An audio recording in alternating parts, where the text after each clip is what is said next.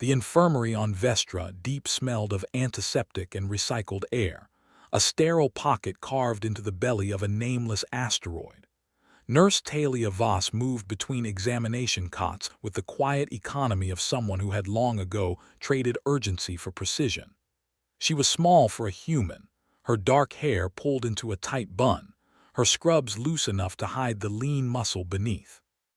The patients liked her because she never raised her voice, never flinched at unusual alien physiologies, and always seemed to know where the hurt was before they pointed.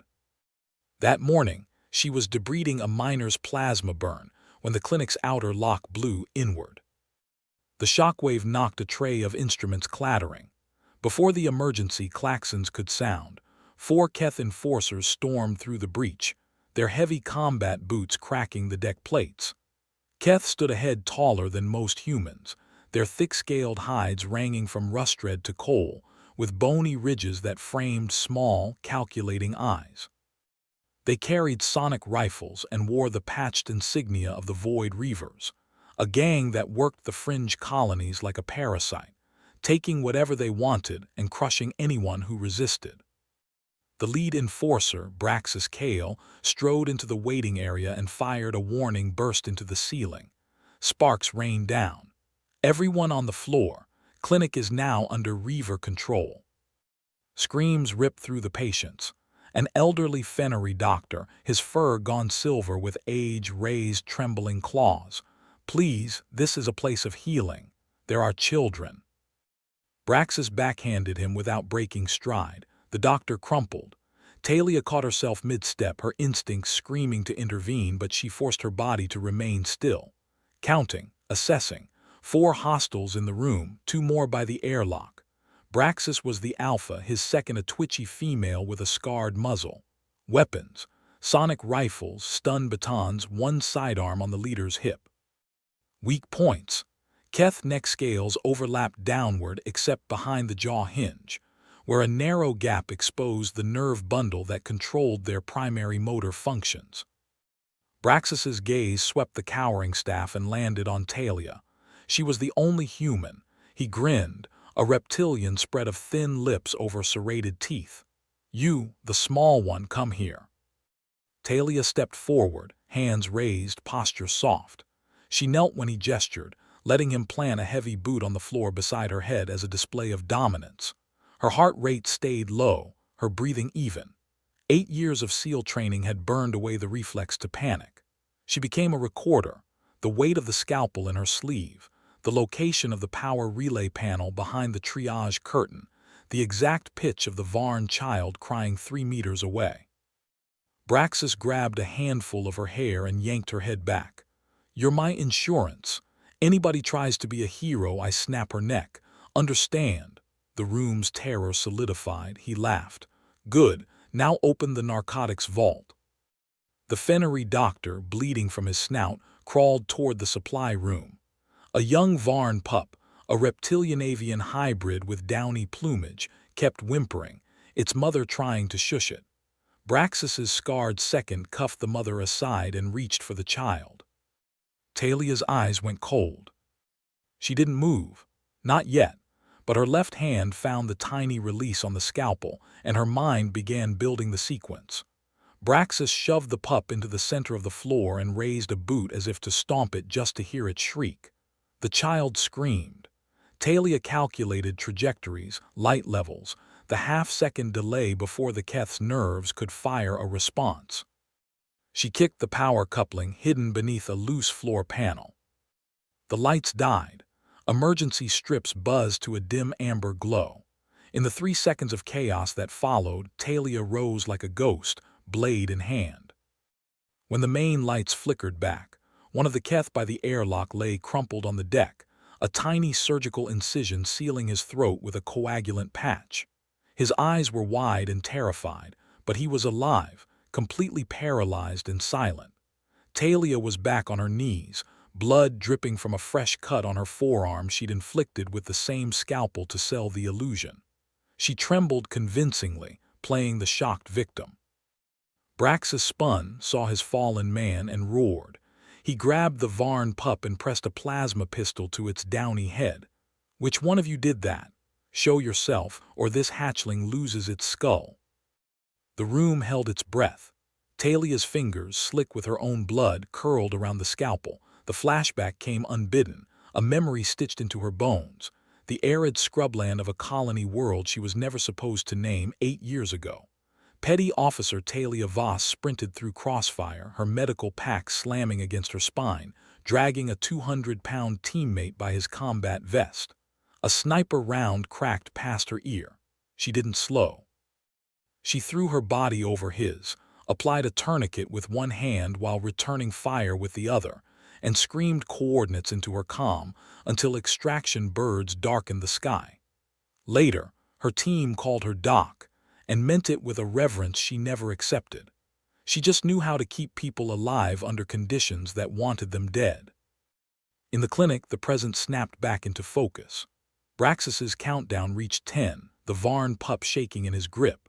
The Fennery doctor had managed to open the narcotics vault, and the other enforcers were busy stuffing vials into duffel bags.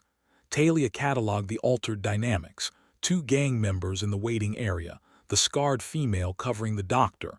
Braxis focused on the child. She still had the scalpel. She also had the bone saw in a drawer 2 arm lengths away.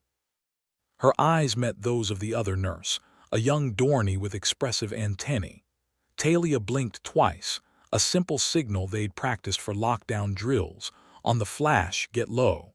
The Dorney's antennae dipped in acknowledgement. Braxis tightened his finger on the trigger. 3-2.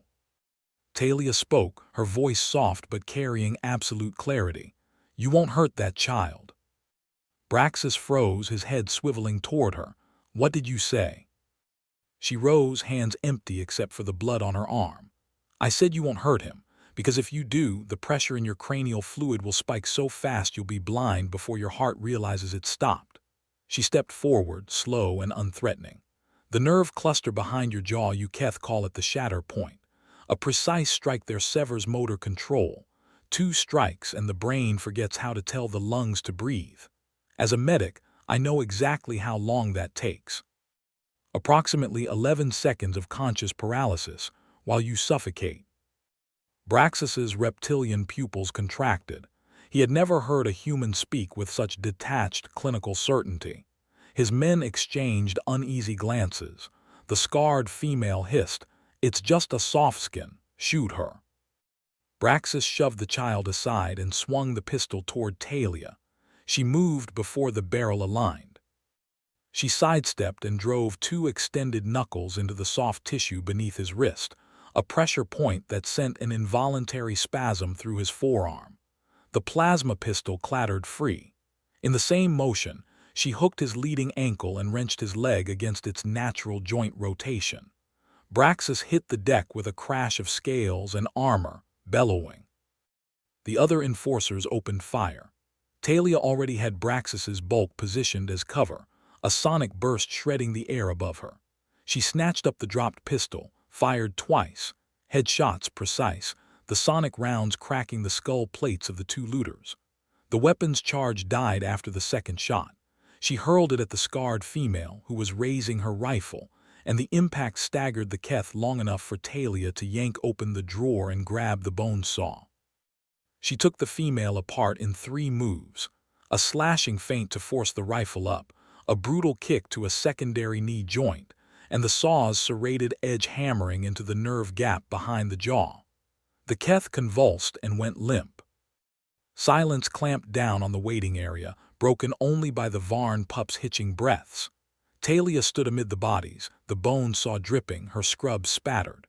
Braxis writhed on the floor, one leg useless.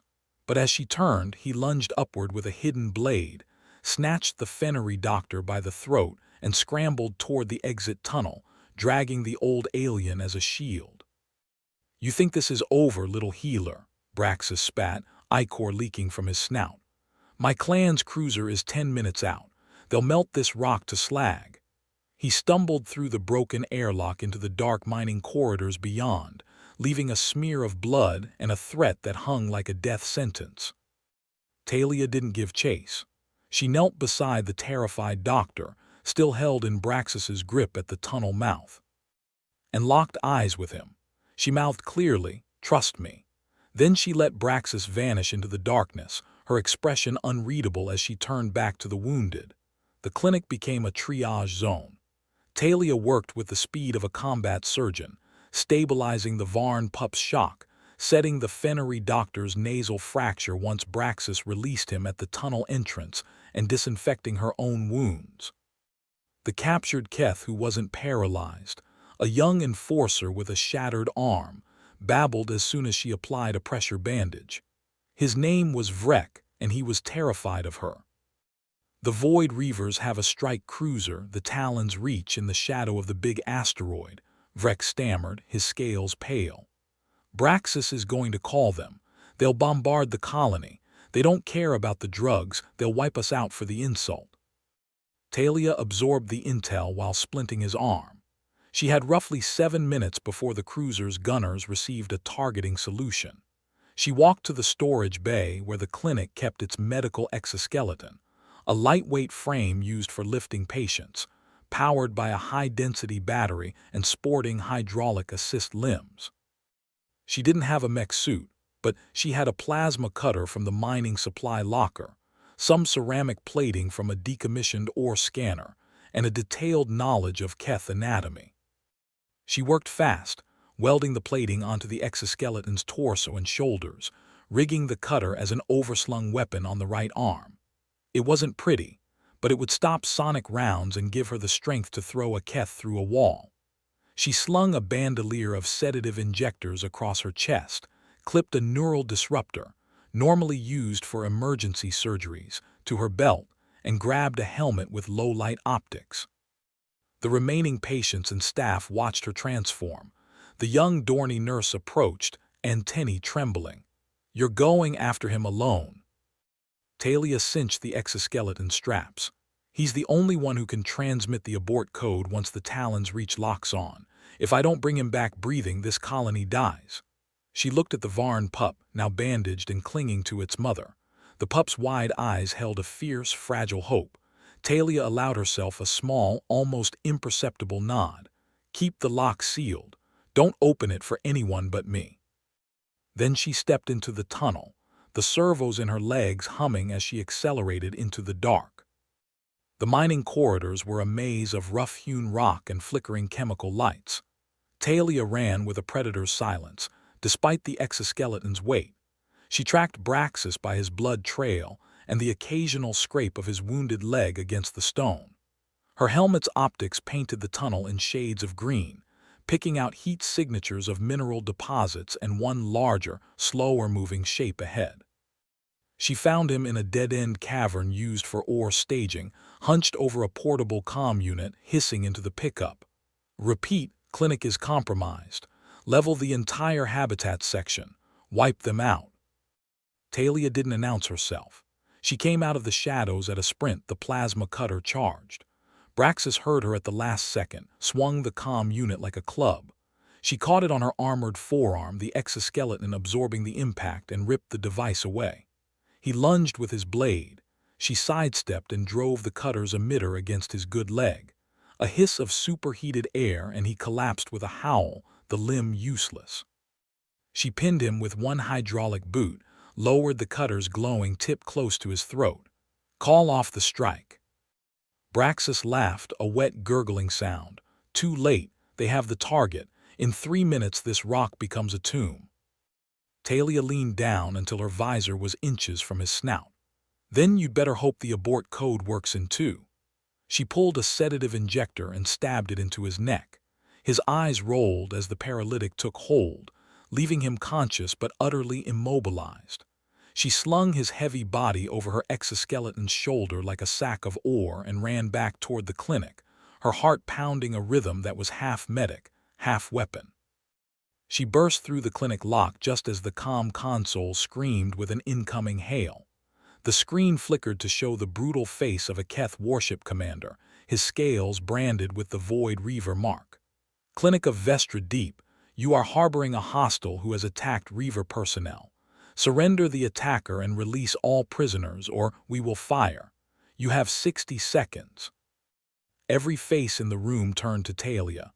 She dropped Braxis's limp body, crossed to the console, and pressed the transmit switch. Her voice was calm, unhurried. "I have your man Braxis. He's alive. I'm going to give him a stimulant so he can speak. Listen carefully." She injected Braxis with a counteragent. He gasped, rage and fear warring on his face. Talia held his jaw and forced him toward the mic. "Tell them." Braxis spat a curse but couldn't disobey with her grip on his shattered jaw hinge. "It's a human. One human. She tore through us. Don't come down here. She'll kill you all." The commander's eyes widened. Talia cut the feed and stood. "They'll try a ground assault now," she said quietly. "They'll want the glory of taking me personally." She turned to the frightened huddle of patients and staff and began laying out a map of the ventilation system on a data slate. "I need someone to help me lace the main air intake with aerosolized sedative. We're going to make this clinic a very unfriendly place to invade." The Varn pup's mother stepped forward. The young Dorney nurse followed. And Talia, the quiet nurse they'd known for 2 years, became something older and far more dangerous in their eyes. The Keth landing party descended in 3 assault shuttles, their thrusters kicking up storms of asteroid dust. 20 armored enforcers, led by a veteran named Vorlag whose scarred face was a map of past atrocities, formed up outside the clinic's shattered entrance. Vorlag carried a plasma cannon and a grudge. Braxis was his bloodkin. He signaled his squad to breach. They never faced an enemy like Talia Voss. The first wave pushed through the front corridor into a cloud of invisible mist. Talia had vented a tailored compound of isoflurane and a synaptic dampener through the air ducts, calibrated for Keth respiration rates. 2 enforcers dropped before they took 5 steps, their nervous systems sliding into a temporary coma. The rest sealed their helmets and pressed on, but Talia had already moved. She dropped from a maintenance crawlspace onto the 3rd man, her exoskeleton strength driving a neural disruptor into his back plate. He seized and collapsed. Before his partner could fire, she fired the plasma cutter at his rifle, slagging the barrel, then spun and kicked his knee in the wrong direction. The Keth's scream was cut short by a pressure point strike to his jaw. Vorlag, hearing the carnage, ordered his remaining troops to spread out and flush the human. Talia melted into the ventilation network, using a miner's thermal imaging module to track their movements. She emerged for a heartbeat to snap a tripwire made of surgical suture connected to a compressed oxygen tank. The explosion threw 2 more Keth through a partition wall. The colonists, huddled in the sealed triage room, listened to the muffled sounds of violence. The Varn pup had stopped crying, its eyes glued to a schematic Talia had drawn on a med sheet, showing the shape of the clinic and the paths of the attackers. It was learning. Vorlag, down to 8 men, barricaded himself in the pharmacy and roared into his comm for orbital support. The cruiser's voice crackled back, strained. "We're getting anomalous data spikes from the clinic's system. We've lost telemetry on half your squad. What is happening down there?" Talia's voice answered from the pharmacy's intercom, calm and impossibly close. "Your men are alive. Unconscious but alive. I'm a medic. I don't kill if I don't have to." A pause. "You, however, are standing on the pressure plate for a decompression charge. Move and the floor vents into space." Vorlag froze. Talia emerged from behind a shelving unit, her exoskeleton stripped off to move silently, armed with nothing but a stun baton in her hands. The remaining enforcers spun, but she was already among them. She broke an elbow, dislocated a shoulder, and pressed the stun baton to Vorlag's helmet until the capacitors whined. In 10 seconds, all 8 were on the floor, groaning. She knelt beside Vorlag, removing his helmet. "Abort code, now, or I will leave you conscious and lock you in this room while I vent the others." Vorlag, pride shattered, rasped the code. Talia transmitted it on the Keth frequency. On the clinic's central display, the targeting lock from the Talon's reach flickered and died. She then plugged Vorlag's personal datapad into the clinic's mainframe. and uploaded a dormant data phage her SEAL training had taught her to improvise from corrupted medical files. The phage slithered into the cruiser's network and began devouring navigation and weapons control. The Talon's reach shuddered. Atmosphere vented from two non-essential decks. Its guns went dark. The commander, realizing they were crippled, pulled the ship back beyond the asteroid belt. In the clinic, Talia finished binding Vorlag's hands with surgical tape. He stared up at her, his voice a hoarse whisper. "What are you?" She wiped blood, not hers, from her cheek. "I told you, a nurse." Before she could say more, the comm console erupted again. A new signal, far stronger, far closer. A deep, resonant voice filled the room. "This is Warlord Dracker of the Keth 7th Armada. We have received your distress call, Reavers. Stand down and prepare for fleet intervention." The screen filled with a tactical overlay showing 27 warships dropping out of FTL at the edge of the system. The Void Reavers were small-time thugs. This was the Keth military proper, responding to the crippled cruiser's automated plea. Dracker's flagship, the World Render, was a kilometer of armored death.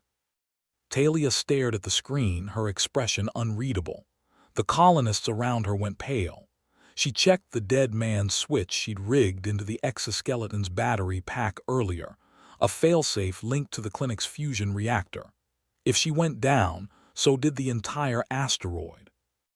"Looks like I'm going to need a bigger scalpel," she said softly, already planning how to get aboard that flagship. Warlord Dracker was old for a Keth. His scales faded to the color of dried blood, one eye replaced by a cybernetic lens that glowed a steady red. He had crushed rebellions, glassed 3 uncooperative colony worlds, and earned a reputation for breaking the unbreakable. He received Talia's transmission with something between amusement and curiosity, a tiny human female offering to return all prisoners in exchange for a parley aboard his flagship. She claimed to speak for a human special operations contingent and hinted at consequences if he refused. Dracker agreed. He wanted to see the creature that had humiliated the Void Reavers. He ordered his honor guard to full readiness and prepared his throne room for a show of power. Talia boarded the World Render in a standard medical jumpsuit, unarmed by any visible scan. Inside her body, a small implant, originally designed to regulate blood chemistry for long-duration missions, had been repurposed as a localized EMP pulse generator, her own innovation from a field surgery gone sideways years ago. She carried no weapons because she intended to use everything around her as one. The throne room was a cavern of black alloy and red-lit trophies. Keth warriors in full battle plate lined the walls, their sonic lances humming. Dracker sat on a raised dais, his cybernetic eye tracking her every step. To his right, a holographic display showed a live feed of Vestra Deep, with a weapons lock reticle blinking over the clinic. Talia stopped 10 paces from the dais. She bowed her head, not in submission, but in the precise manner a medic acknowledges a patient before beginning a procedure. "Warlord, thank you for accepting the meeting. I propose a simple resolution. Your Reavers attacked a neutral medical facility. I defended it.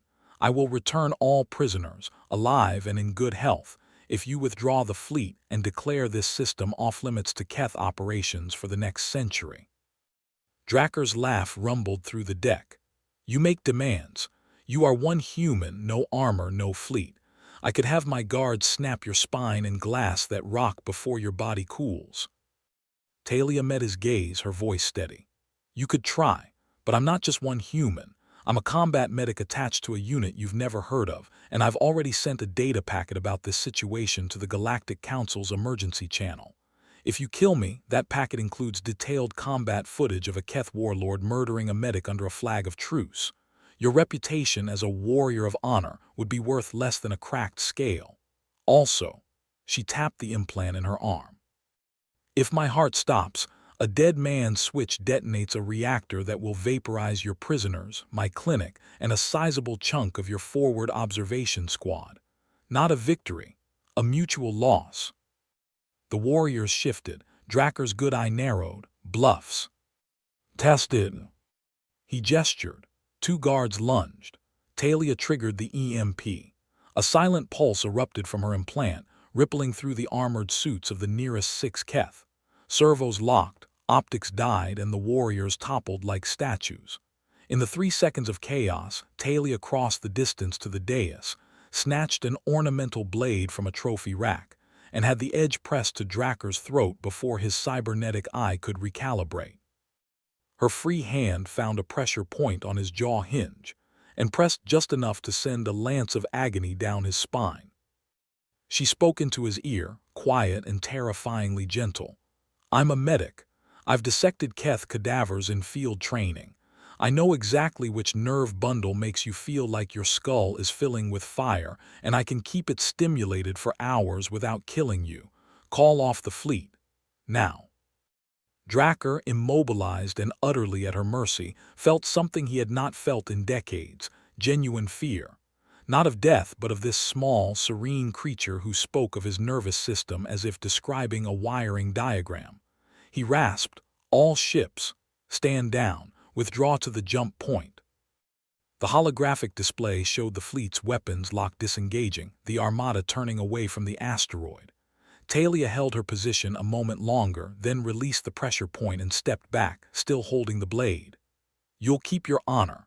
I'll return your soldiers. And you'll remember this. Humans are not your prey. Some of us are here to heal, but all of us know how to fight when healing isn't enough." Dracker rubbed his throat, the cybernetic eye flickering. He asked the question that burned in him. "How many more like you are there among your kind?" Talia set down the blade, straightening her stained medical jumpsuit. She allowed herself the faintest upward curve of her lips, not a grin, but a tired, knowing expression that promised worlds of unspoken threat. "Enough."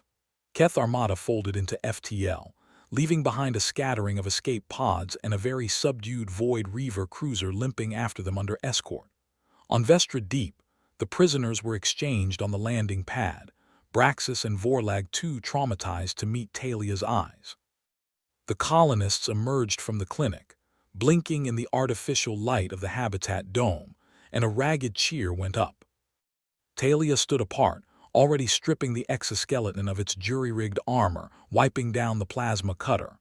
Her body ached, and a deep exhaustion pulled at her bones, not just from the fight, but from the weight of who she'd had to become again.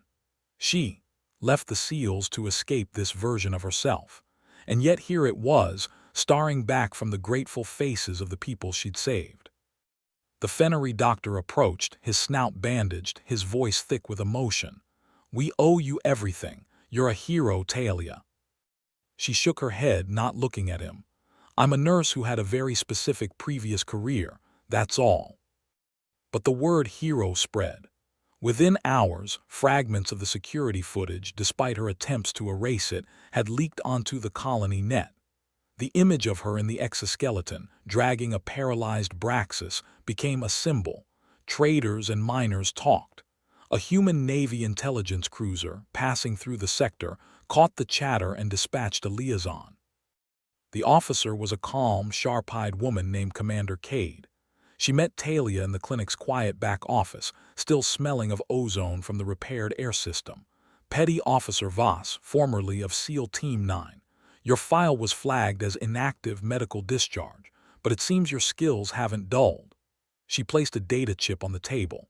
"The Navy needs combat medicine instructors who have seen unconventional engagement, alien physiology, asymmetric tactics. You just wrote the manual on taking down a Keth boarding party with a bone saw. We'd like to offer you a training billet. Full reinstatement, commission track." Talia looked at the chip. It was everything she once wanted, back when her team was alive and the mission felt clear. She touched the worn photograph in her pocket, 5 faces, all gone, taken in an ambush that had no clean ending. She'd been the only survivor, the medic who couldn't save her own squad. After that, she'd chosen silence and scrubs and the antiseptic quiet of a frontier clinic. "I appreciate the offer, Commander," Talia said, her voice soft. "But I came out here to leave that behind. I don't want to train more people to die in wars I can't stop. I want to patch up miners who get careless with a plasma drill and sit with scared kids who just need someone to hold their hand. She pushed the chip back. I'm not what you need. Cade studied her for a long moment, then nodded with genuine respect. The offer stays open. What you did here, it's going to echo. The Keth are already spinning it. The death nurse of Vestra Deep. They're more afraid of one unarmed human medic than a battle cruiser. That's a kind of power. Talia stood, wincing at the pull of her bandaged ribs. It's the kind I never wanted. I'm leaving Vestra, too many eyes. I'll find another quiet station, somewhere the news doesn't reach. She spent 2 more weeks on the colony, training a handful of volunteers in basic emergency defense and trauma care, how to apply pressure to a wound, and how to strike a Keth's nerve cluster if there was no other choice. The Varn pup, now fully recovered, followed her everywhere, its plumage puffing with fierce concentration as it learned to wrap bandages.